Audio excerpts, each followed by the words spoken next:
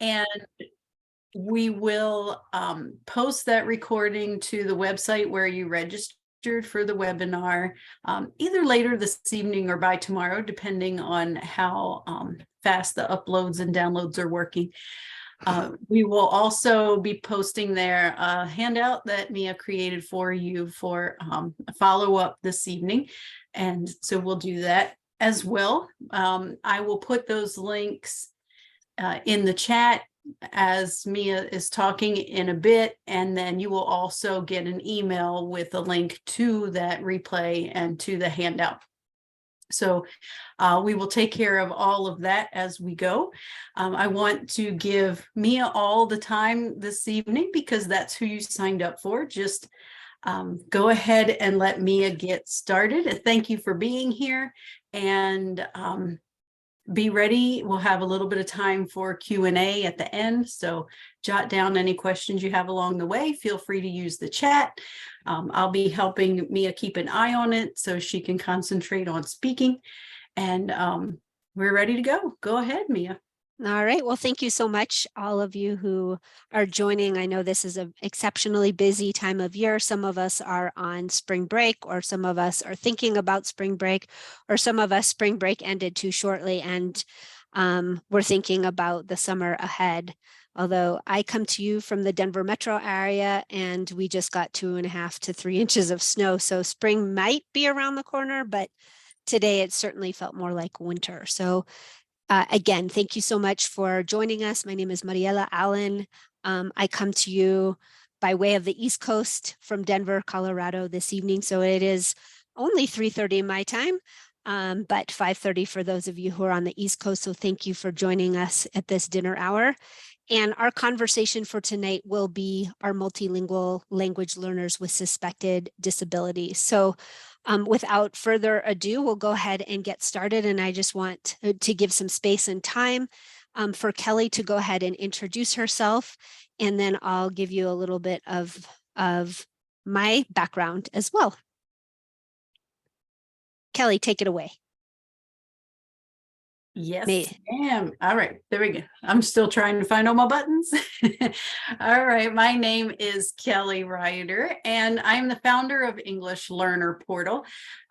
Mia and I met years ago through conferences that we kept crossing paths with, and through working with the WIDA Consortium, and we said, we have to keep working together. And one of the great finds of English Learner Portal. So I think I've met a number of you before as I scroll through this list. So thank you for being someone who keeps coming back. We really appreciate that. I started as an ESL teacher. I've been a classroom teacher, an elementary school administrator, did ESL or English language development teacher for K through 12 at different points along the way.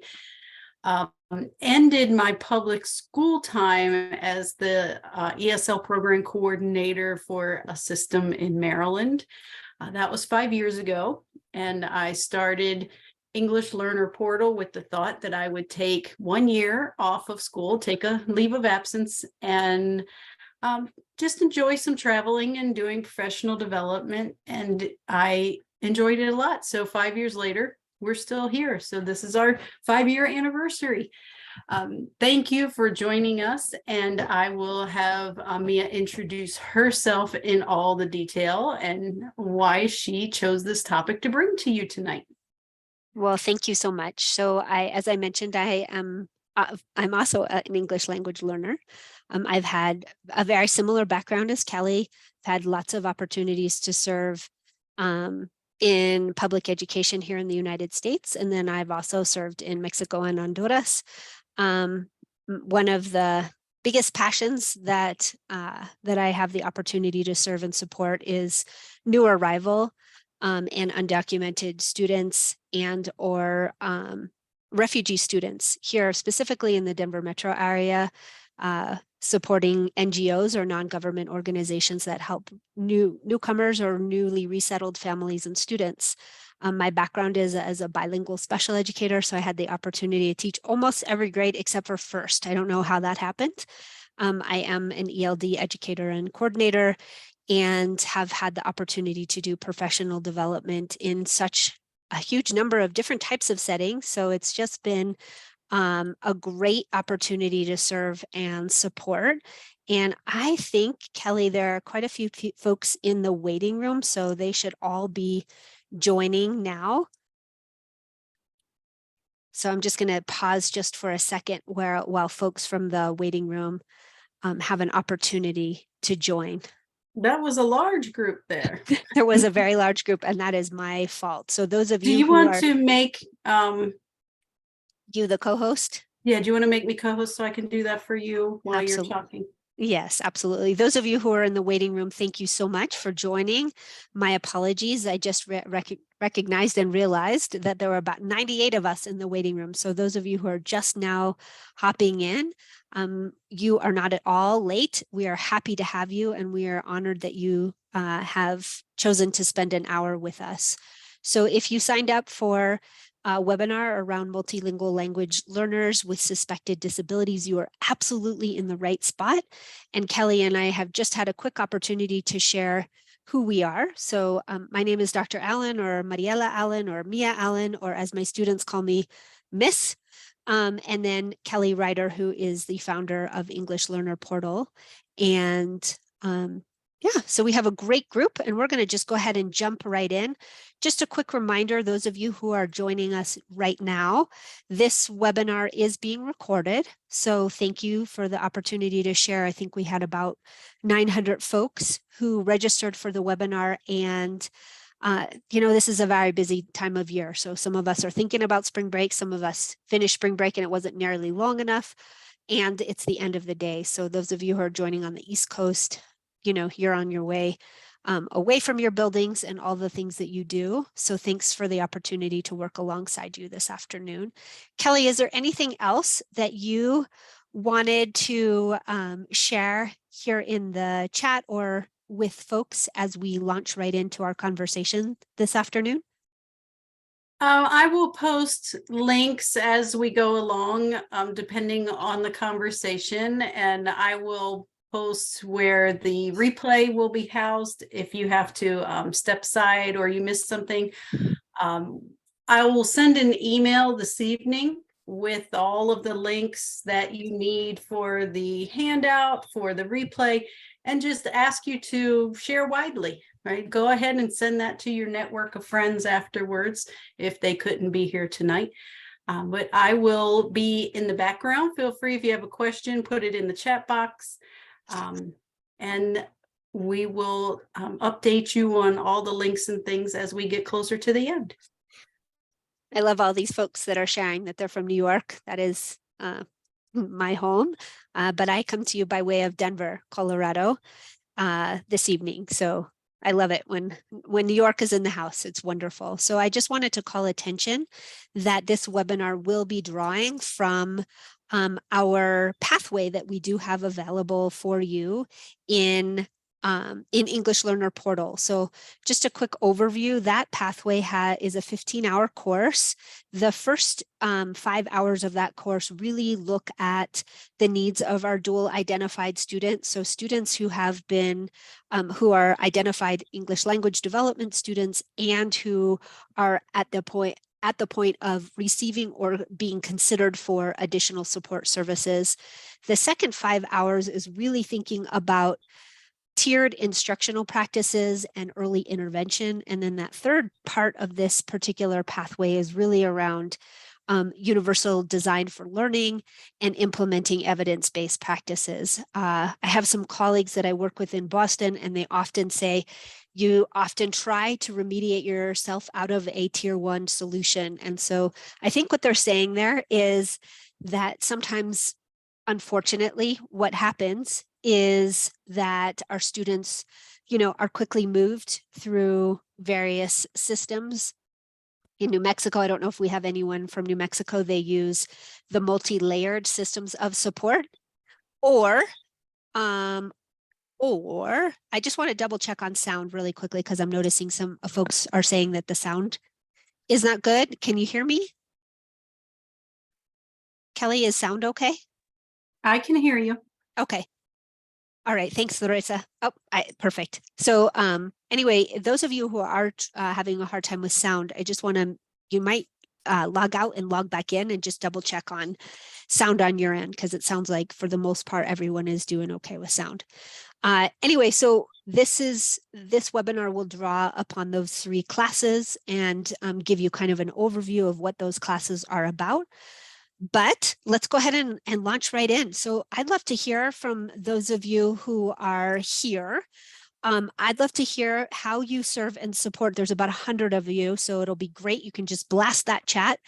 And how you serve and support our linguistically diverse. Are you administrators? Are you professional learning specialists? Are you educators in a K-5, 6, 8 setting? So go ahead and just blast the chat. Tell us how you serve and support educators. We've got lots of teachers here, ELD, migrant, okay, ENL,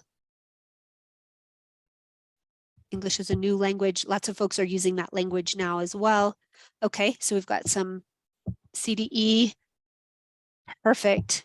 We have all sorts of different folks joining us. District bilingual, multilingual coordinator. Okay, thanks, Nancy. And then just because this session is being recorded, and those of you who are joining, who may be joining us later, I would ask if you would be so kind as just to double check that you are on mute. And we definitely want your voices in this space, but it will impact the recording. It just makes it kind of funky for somebody to have to listen to it. So thanks so much for doing that. Oh, it's so nice to see some really friendly faces in this space. Amy, it's really nice to see you.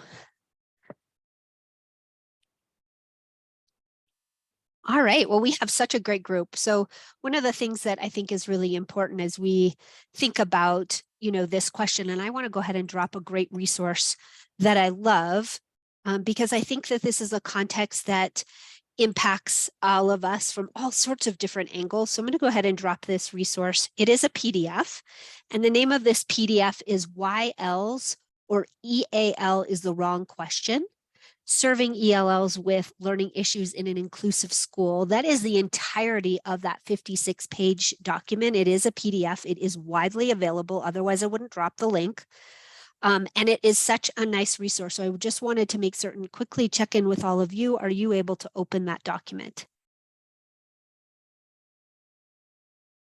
Okay, great. Thanks so much for your input. That's really helpful. All right, so just to call attention to what we are doing this evening, our focus, our target is really thinking about that complex challenge of educating our multilingual learners with suspected disabilities. And I like to think through the P's, which might sound like kind of a strange way to look at this conversation, but I think that oftentimes it helps to triangulate the considerations, right? When we think through programmatic considerations, that would be the first P. The second P is around procedures and practices. So what does it look like to serve and support our linguistically diverse kids? And then that the third P, I'll spit out my words this evening, is around those practical applications. And so if you look at the very beginning of that text that I dropped, and I'm glad that you're able to access it, it actually, there's a quote in there right at the very beginning, and it says there's an old adage that suggests that if the only tool that we actually have available to us is a hammer, every problem tends to appear like a nail. And so it becomes an inconvenient but commonplace truth embedded here that relates directly to how we address the challenges, of serving and supporting our linguistically diverse learners who are in the process of learning English, but also may have some learning differences. We tend to see these children, unfortunately, not through the lenses that we have constructed, but rather using an unexamined assumption and mental models. And so specifically our webinar tonight will begin to address some of these considerations as we reimagine the challenge of differentiating learning differences from disabilities. And so as I mentioned before, we're going to use that triple P approach: programmatic pieces, practical pieces, and pedagogical considerations. And so each of these lenses is also just as I might note, in the dual identified and dual considered pathway course that is available through the English Learner portal. So our webinar and the support structures for the course are anchored in some of the following research. So I just want to call attention to some of the great folks that have been doing really wonderful things for a very long time as we consider either the over-identification challenges of our linguistically diverse into special education, that would be my background, or our students that are under-identified because the structures of support seem inordinately slow and we keep waiting to make certain that this is a language need and not necessarily a learning difference. And so the first person that I'd like to call attention to is a text called Differentiating Learning Differences from Disabilities, Meeting Diverse Needs Through Multi-Tiered Response to Intervention.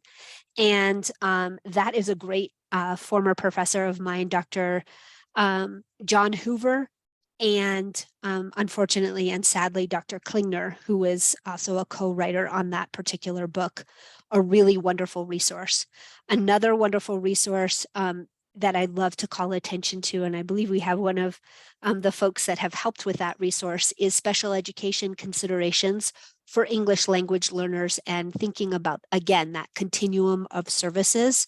So these resources are absolutely a must for you as you're thinking about that. And then the next, yes, absolutely. Kelly, if you'd be so kind, will you drop a couple of those titles into the chat for our participants? That would be great. And if not, I'll make certain that we do that before the end of the evening. And then the third resource that I really would love to call attention to is that Department of Education toolkit, and specifically Chapter 6. And Chapter 6 has done such a nice job of dedicating tools and resources for addressing our students, our language learners with disabilities. And it has been informed by some of the great work out of California and California's Guide for Educating English Language Learners with Disabilities. Again, if you need any of those resources, we'll make certain before the end of our time together that we hyperlink some of the things that have already been available for you and have been just such a great resource, especially in the building of this particular pathway. Some of you are asking if this recording is, if this will be recorded, and the answer to this is yes. So, all right, so let's jump right in now that we know where we're going. So in our exploration, we're going to think about this through a couple of triple P questions. So the first one is those programmatic considerations. So what is needed really to ensure that holistic continuum of services for English learners with suspected disabilities? Our second question that will guide our this evening is procedures, right? What are the procedures? What is the data really that should be included thoughtfully in a referral process beyond some of the basic RTI structures? And what does it look like for as we think about the appropriate placement of learners? And as we know, we only have an hour this evening, so we're going to be touching some of these things. Also, the one pager that I've put together for you also looks at these three lenses. So please, if you're thinking about questions or as well, I know Kelly is watching the chat closely, and I will try to keep my eye out as well.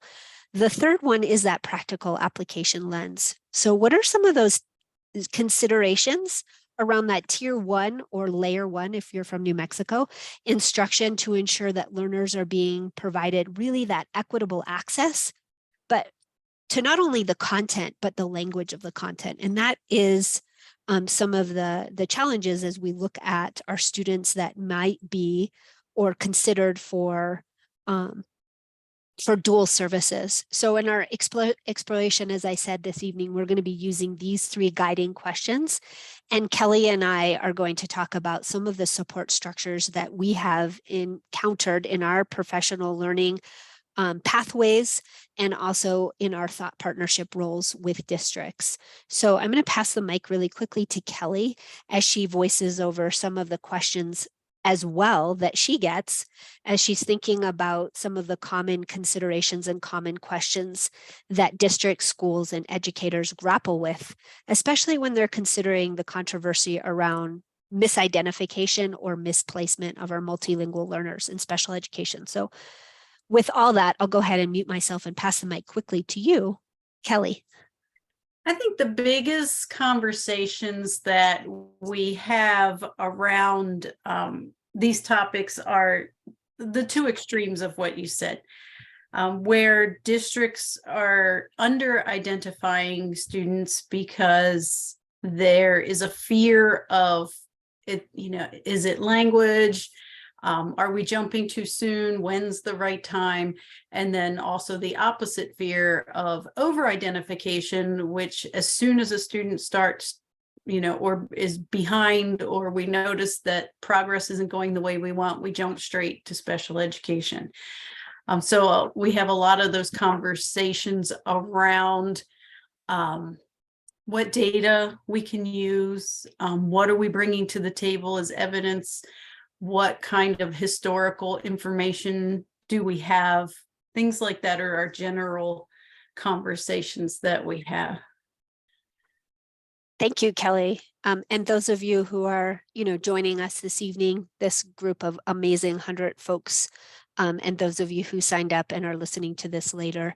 Again, some of the questions that we are often grappling around, and Grant put that right there in the chat for us, is really getting a holistic understanding of what our learners actually can do, and also how do we leverage our students, especially their L1. Sometimes we never even take into consideration that our students are these dynamic humans and that they speak more than one language, and what does that look like? And because we don't have always the best assessment tools, having just recently worked with a group of Pashto and Dari speakers, there was not a really clear, our newer Afghan refugee students that have just recently resettled in the last year or so in our country, we don't have really clear assessment tools to understand their abilities, especially as we think about productive language, right? The spoken language and the written language, because we don't have a lot of folks that are able to capture that information in a way that's palatable,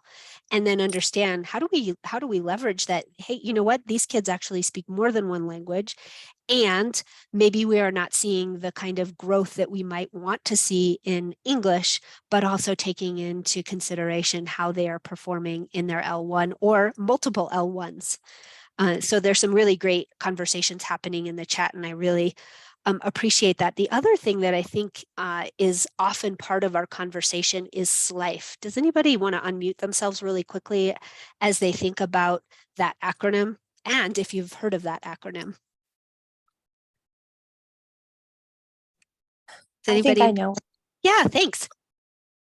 Hi, Rebecca from Hi. West Virginia.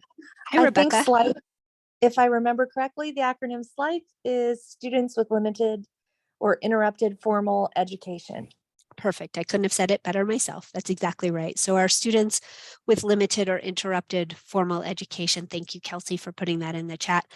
What does that look like as we evaluate and identify the additional needs that that student has had? And I think most, if not all of our students have had an interruption in their pathway for education, specifically because of something that happened in 2020 and COVID. And what does that look like as we consider the needs of our dual identified or even dual considered students? So let me go ahead and pop open some of the programmatic considerations. So that's where we're going to start. So this is our first P for the evening. And let me just populate the screen so you can see it here. So some of the things, as we call attention to that question, what is needed to ensure, again, that holistic continuum of services for our English learners with suspected disabilities? And some of the things that I think are so important for us to consider is scheduling and that cohesion of services. And then the other piece that is not universal is that individual language plan side by side with a learning plan. So getting our services to be sitting at the same table. I often work with districts, and the special education support services are not sitting side by side with our English language development services.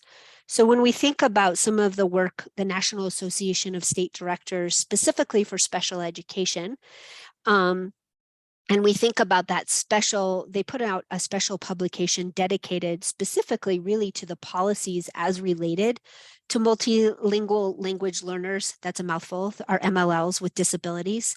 And so some of the things that they identified in that formalized programmatic considerations, some of the following must be in place, right? We want to have programmatic plans that are cohesive, in that we want to make sure that we have that detailed process regarding not only just that uptick of the identification for a referral, but also that cohesion of assessment for services, really being able to clearly and carefully articulate what does that look like for our students. And then also being able to identify when there's some sort of incongruence, because when the programmatic practices and when we consider kind of some of the holistic integration of services, sometimes they overlook some of the same considerations. So we want to make certain that there is a clear policy and guidance, and the policy at the local classroom level. I know this is going to be a little bit of a hotbed, but at the local classroom level actually should be very congruent with the school and the district and or the institution policies, as we're considering what's going to be best for our students with multilingual language learners and their exceptionality. So oftentimes we get a place where our one particular service might need to supersede another. And not all special educators are also equipped with best practices around language development. And so we want to make certain that our students with exceptionalities, we want to make certain that we are not either over-identifying or under-identifying. And on the other end of that spectrum, how do we make certain that there isn't that vast underrepresentation of our multilingual learners in gifted or special, highly gifted services or gifted education? The next layer that we have to think about at that programmatic consideration is around teacher training.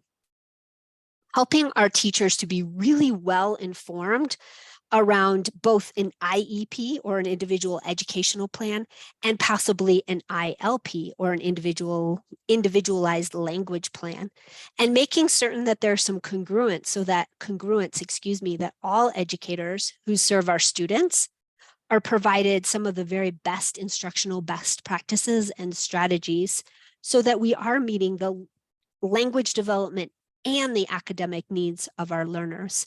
And then the last piece here, I think that's really important to voice over, is around cohesion. So we've talked about that a little bit, but when there is that cohesion of departments and service providers, and there are those established procedures and parameters for communicating and collaboration between English language development and special education support services, both at the point of entry to services and some of the exit considerations. And then along the way, what is the documentation for progress monitoring? So our first question, as we focused in around linguistically diverse and our students with suspected disabilities, really hones in on that programmatic piece. And so it also aligns with the first course in our pathway, the needs of the dual identified learner, because in this particular pathway course, we're really helping to distinguish between language acquisition and learning disabilities, and language acquisition across all 4 linguistic domains, right? What do our students do as they acquire receptive language and productive language? And then some of the things that are included in this pathway, but we as educators want to consider, are a couple of things. How are our students with disabilities identified and classified as multilingual language learners? The second question I think that's really important is to think about what types of services are available to English language students or multilingual learners. The third is around accessibility of resources. So again, going right back to that tier 1 or layer 1 instruction. What are the accessibility of resources available to our students with disabilities, but also for our students who are identified as multilingual?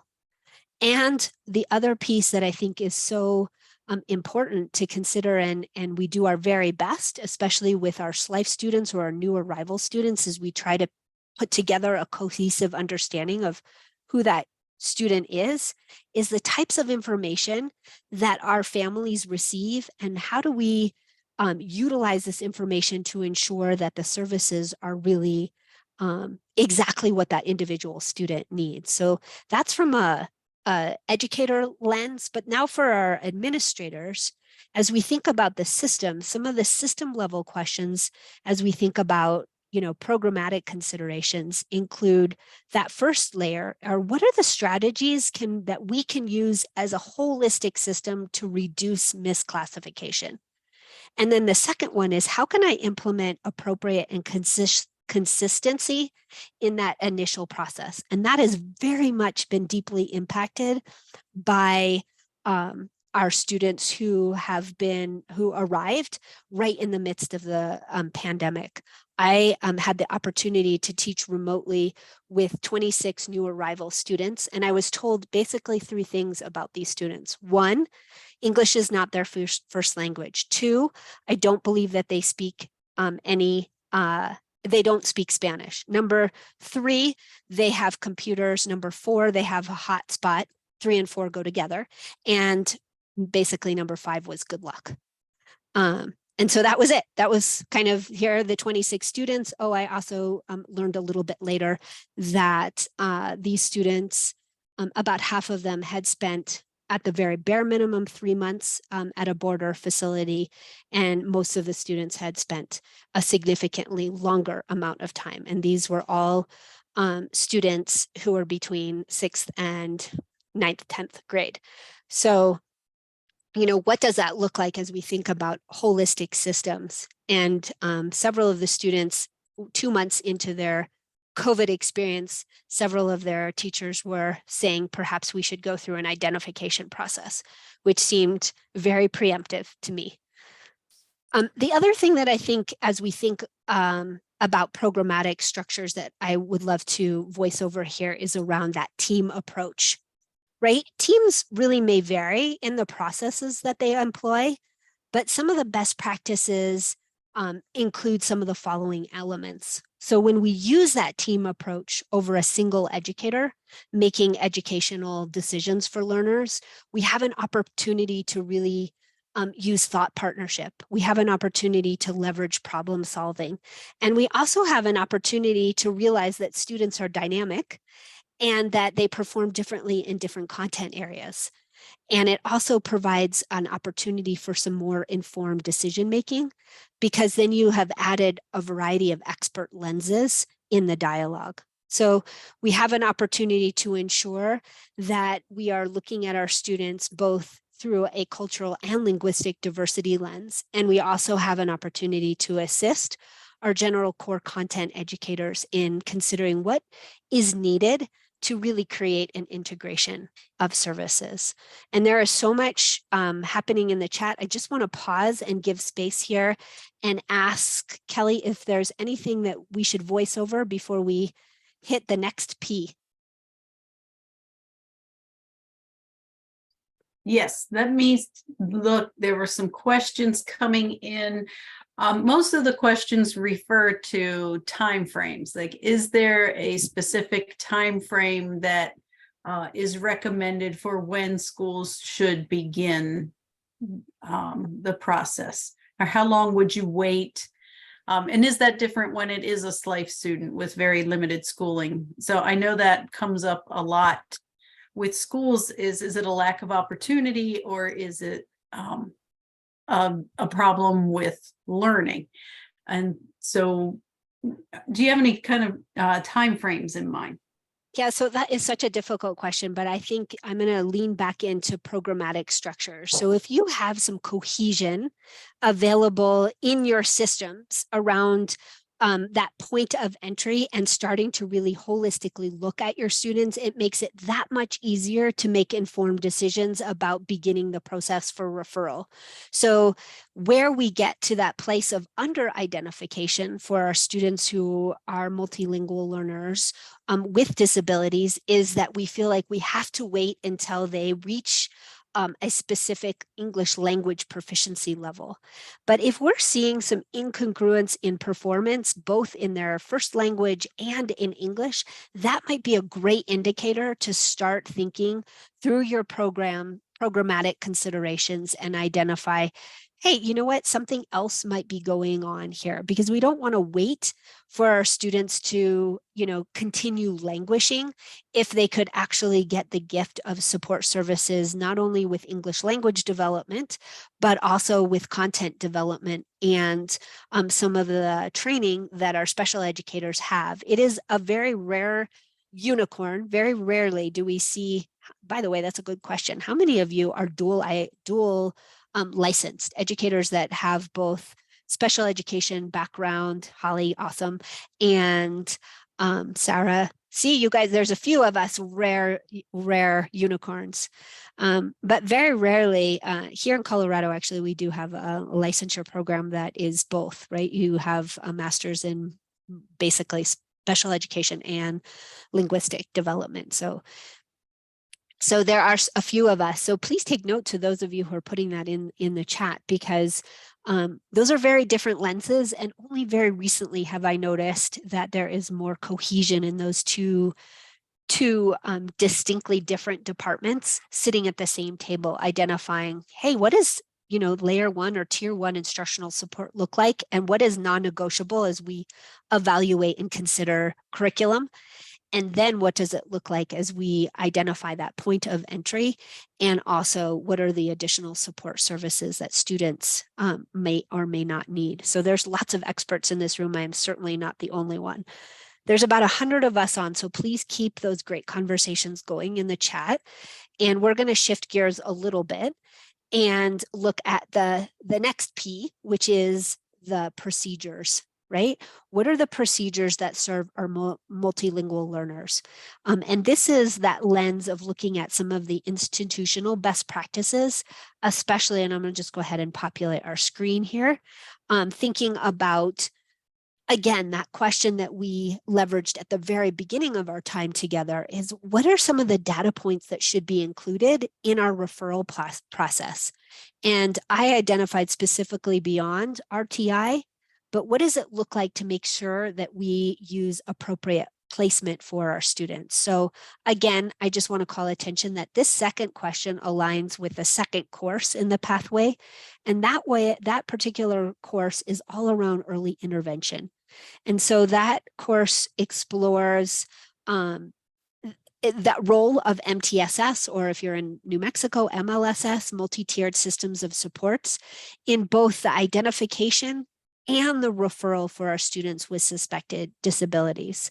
So as I mentioned before, from the other P, the procedural lens, and when we think about that practical lens, we want to use a team of educators, again, as over that single person, because that way, just like the resource that I dropped, that 56 pages, I'll call attention to it again. It's called Why ELs or EAL is the wrong question, serving linguistically diverse students with learning issues in an inclusive school. And that is an international work.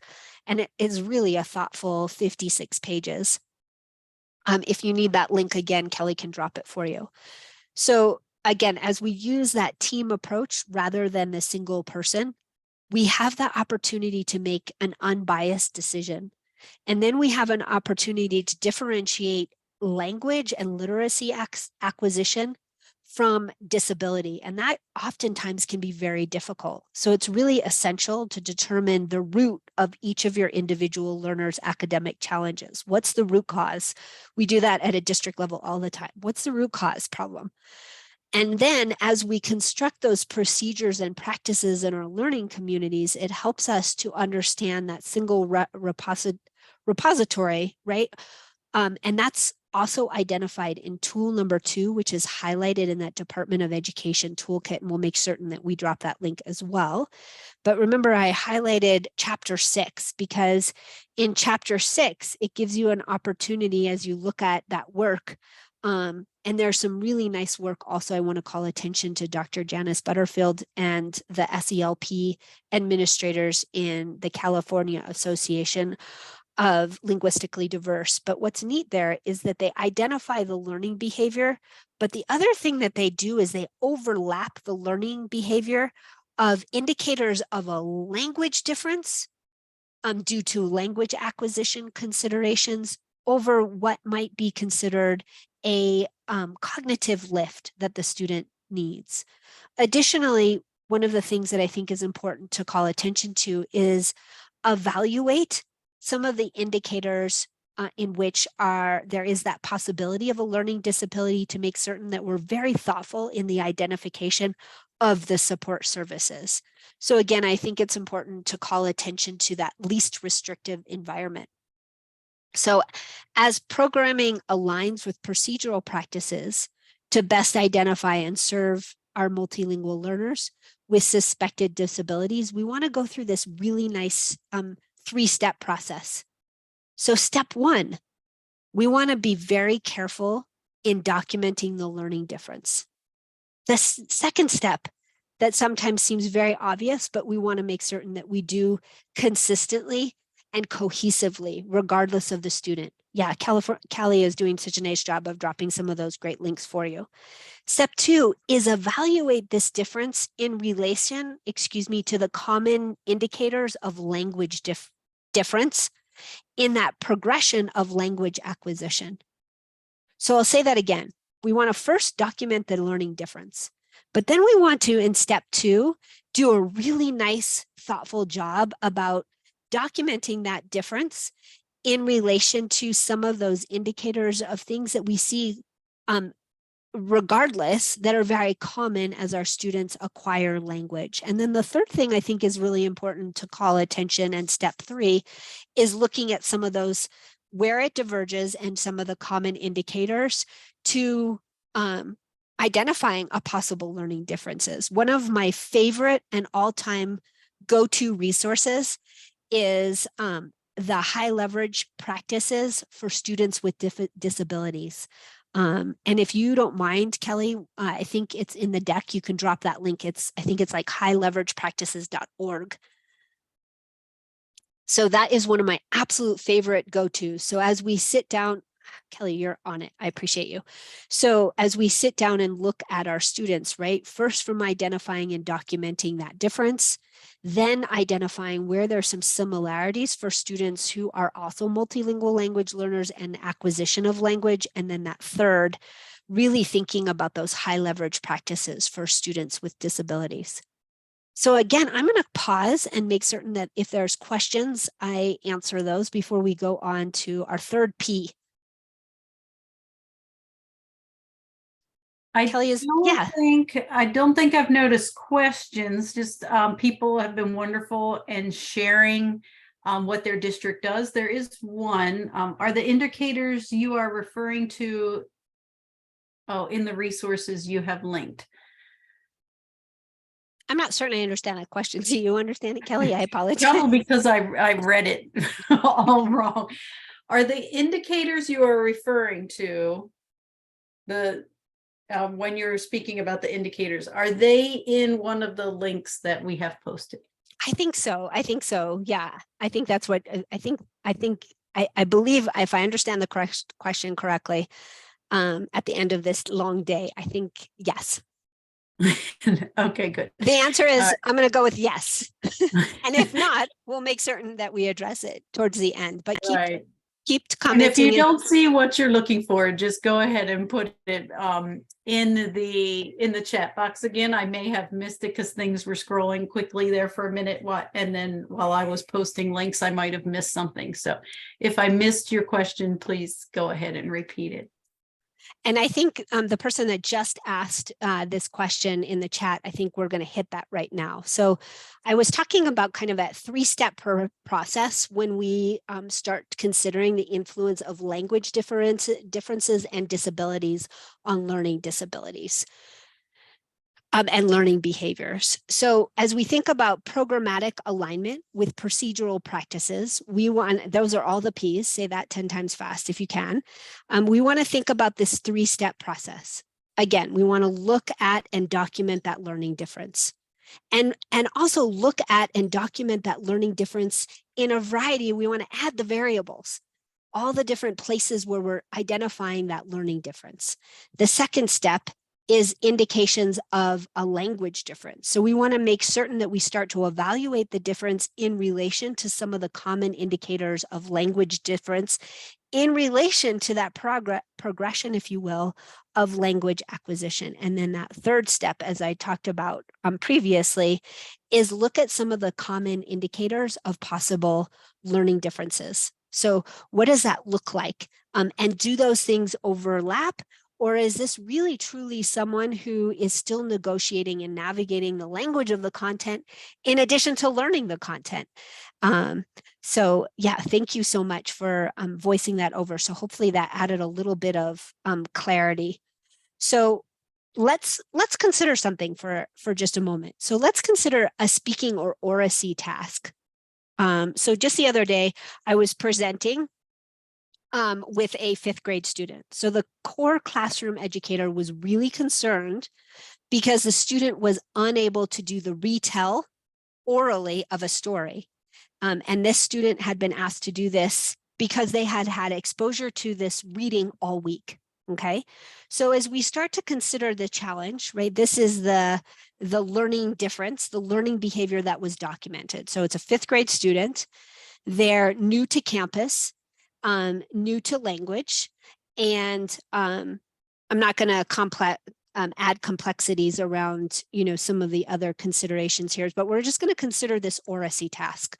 So the student was asked again to do a retell or recount of a story that the students had exposure to and worked on throughout the week. So as we look at this from the language task lens or language task lens, some of the considerations, right, is that although this student had read this particular story numerous times, the student may not have comprehended this story, right, even from the get-go, even if they had read it Monday, Tuesday, Wednesday, Thursday, and it was now Friday, because there was not only a language difference, but also the background knowledge and context required to understand the story. So I always talk when I'm working with educators around the 3 C's. We have to start with context. Because if our students have not made any sort of context, then they can't make connections. And then they certainly are not going to communicate about it. So the area of concern was that the student wasn't able to do what we might say as a lower linguistic lift of a retell, restate, recount. But as we consider this possibility as an indicator of a possible learning disability, the student, as I said, was unable to retell or recount the story in L1. But once we did a little bit more depth, this student was not able to retell the story in their first language in L1 or in L2 English. Okay, so the student may have learning differences, not necessarily, but this student might have had learning differences when it comes to some things to consider: short-term memory, recall, and maybe even challenges around sequencing.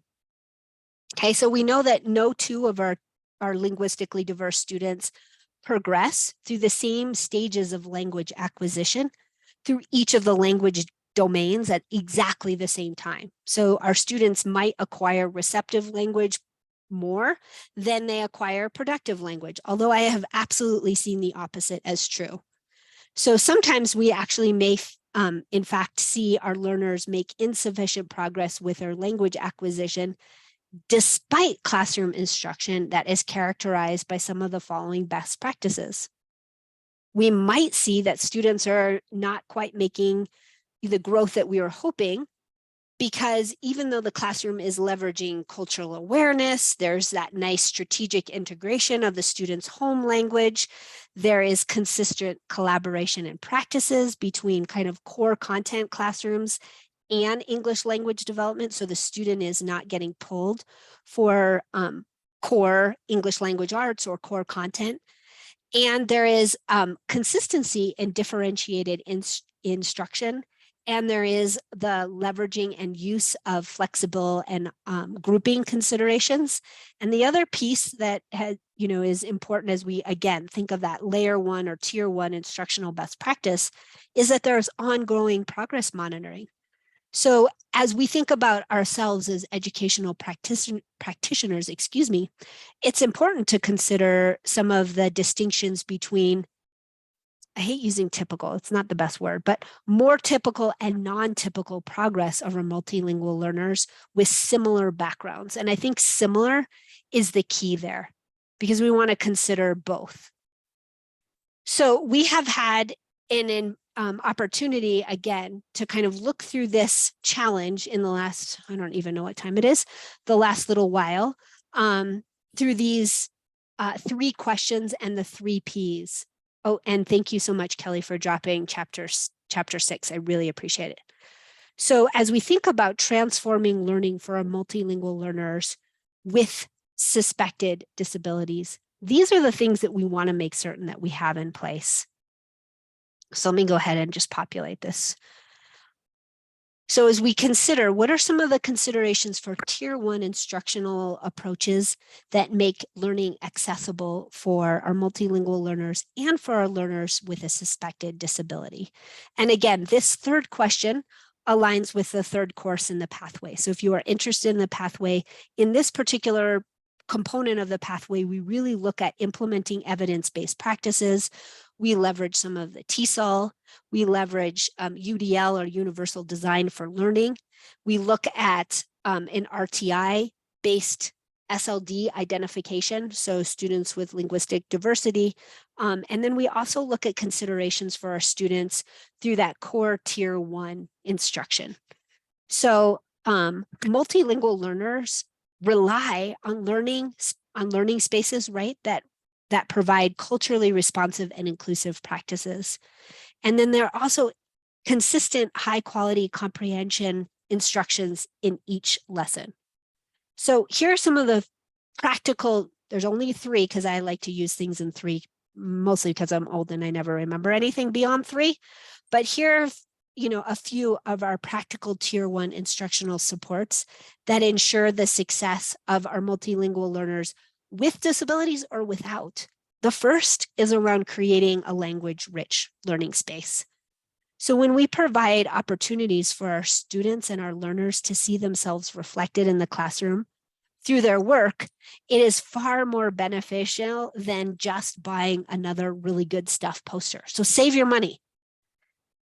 When we provide opportunities for learners to learn both the core content and the language of the content with access, this is the important part, to grade level content, reading, and curriculum with high expectations. So one of the things I often see in many of the districts I support is where we differentiate to the point where we're going to give our linguistically diverse students an entirely different Lexile text or an entirely different access point. And so one of the practices that I have seen that really disenfranchises our multilingual language learners with disabilities is 2 things. Low expectations leads to low engagement. And so when we're constantly focused on skill practice and a task-oriented education, our students, as my teenager will tell you, tap out. And that's such a bummer. And then the last piece that I love, and I think is such an important part of all instructional practices, is swirl. How many of you use swirl or know what it is? You can go ahead and put your responses. Yeah, thanks. Swirl is speaking, writing, interacting, reading, and listening. So we know that our instruction needs to incorporate all language domains, but we also have to be really strategic in the interaction piece.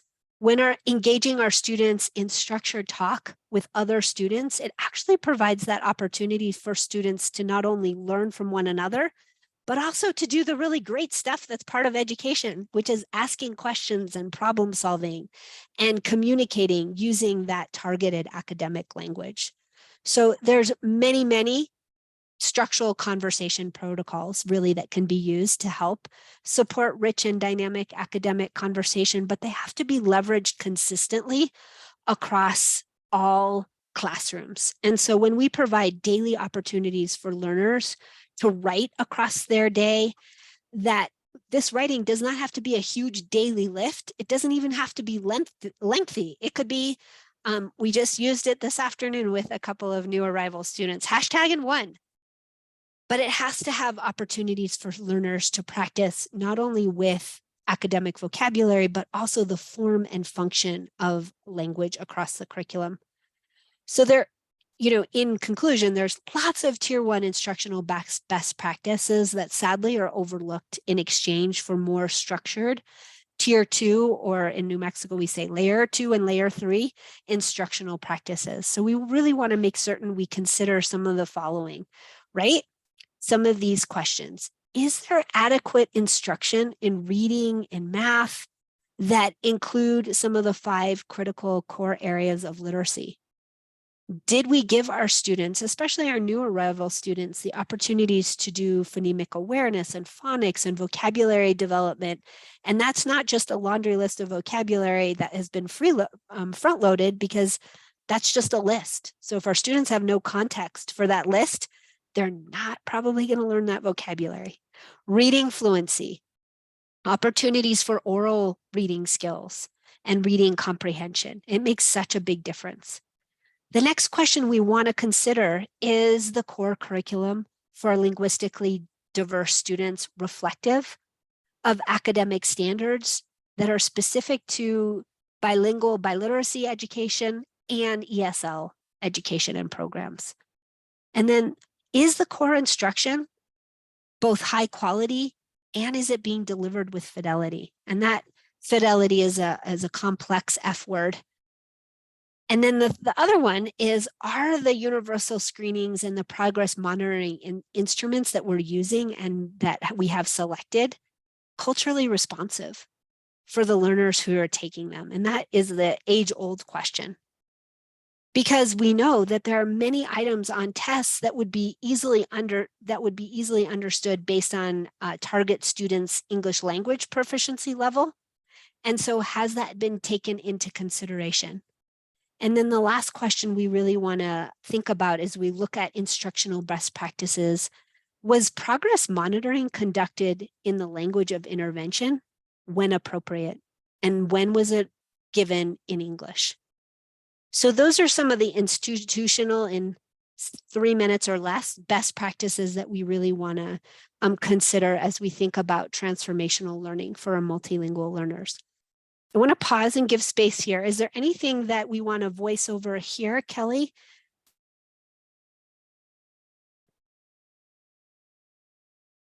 Let me see. What was the L in swirl? That's the listening. That's the listening. Yep.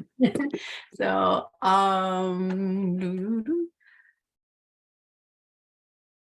related to the content, no questions that I see. Okay. I'm going to answer a question in the chat because I don't want to change your flow of thought. Okay, sounds great. All right, so as we kind of move towards thinking about this webinar as a whole, some of the things that we did leverage here is, and you should see it in the chat, is that Department of Education 6th chapter, specifically around tools and resources addressing our English language learners with disabilities. It's really, really a thoughtful chapter, and it provides just a really, really, really nice overview of some of the key points of consideration from all of the different Ps. The other thing that I wanted to highlight for you, and Kelly will drop the link as well, is the English Learner Toolkit. And English Learner Toolkit in its entirety. And I think the link is there also in the deck for you. And then the other thing is, I would love to call attention to some of the great states. So there's lots of you guys on the call from these states, but there is some really thoughtful work being done across the United States and internationally around supporting our multilingual learners with suspected disabilities. So I would encourage you to go to the California, specifically some of the great work out of San Diego. I would encourage you to look at Illinois' website and look at some of the things that are happening there. I live in Colorado, so I have to give a shout out to Colorado and the Colorado Department of Education. Some of the great resources that they provide there. One of my favorite pieces that I use regularly is the California San Diego resource, because one of the things that I really like there is that they do a careful comparison of language differences versus disabilities. And they think about it through a couple of different lenses, which may be helpful to you. The first lens that they look at is oral comprehension and listening. The second lens that they think through is speaking and oral fluency.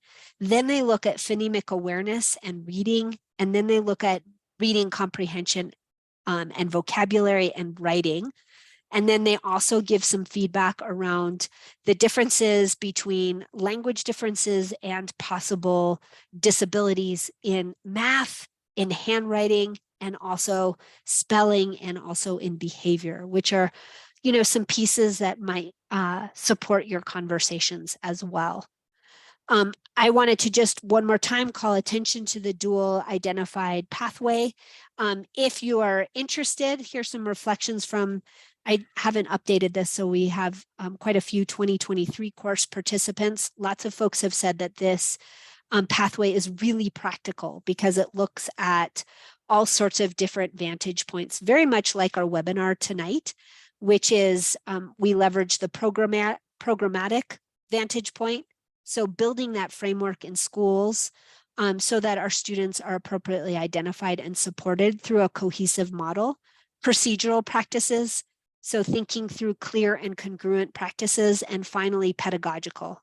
So what are those day-to-day considerations that we want to look at for equitable access for our students, our linguistically diverse students with disabilities? And so just a quick reminder that this is a self-paced, asynchronous pathway, and Kelly can give you more information about that. And if you're interested, we'd love to have you. But we also hope more than anything that this particular webinar was informative and you walked away with a couple of new resources and ideas. So I know we're almost at time, if not at time. And so I just want to make certain that we pause and give space for some of the questions that you have. And I'm going to go ahead and stop the recording. So those of you who joined us not synchronously this evening, thank you so much for listening to the recording, and we appreciate you joining us. And if you have some additional questions or considerations, please feel free to reach out to Kelly Ryder with English Learner Portal. And I'll go ahead and pause the recording and leave it open for those of us who are still here. There are a few questions.